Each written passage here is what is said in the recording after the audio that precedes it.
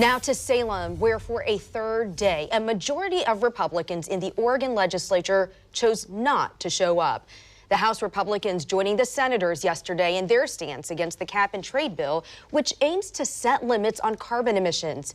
But Republicans have said it has no business in the short session and should be voted on by the public. As the walkout continues, other bills are being placed on the chopping block with only a week and a half left in the legislative session. And that includes bills to fund school lunches for kids, build mental health facilities, and send millions of dollars in aid to flood victims in Umatilla County. Fox 12's Camilla Orti talked to representatives on both sides of the aisle today. She joins us live from the Capitol. Camilla? And Liz, Pete, although business on the floor can't continue without quorum, there are some senators and representatives here inside the Capitol getting some work done. So my question to the ones I encountered today was, what is the cost of this walkout? What bills might not get passed because Democrats and Republicans can't come to a compromise about cap and trade? For a third day, the Senate floor sits quiet and empty. A similar sight over on the House side as Republicans and Democrats continue their stalemate over cap and trade. My constituents have said, we want you in the building, but we also want you to oppose the cap and trade bill. That's exactly what Republican Senator Tim Knopp is doing, while the rest of the GOP is MIA. I would say the clearest thing that could be done is to remove the emergency clause from the cap and trade bill.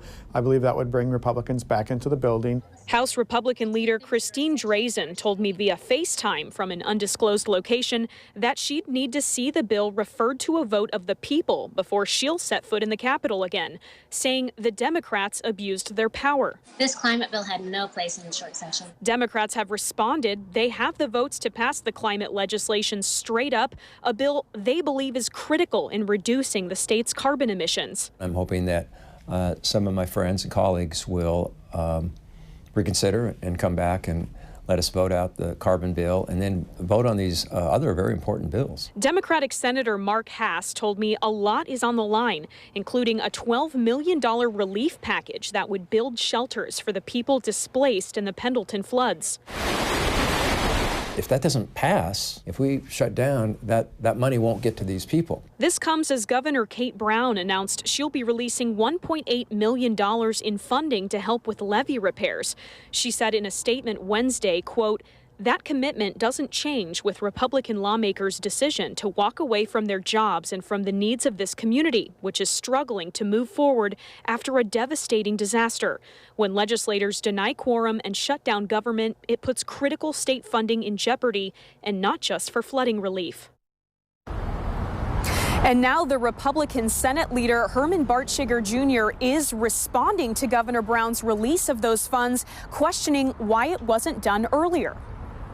It's politics. It's all politics right now, and it saddens me that we're using flood victims for leverage in this political conversation.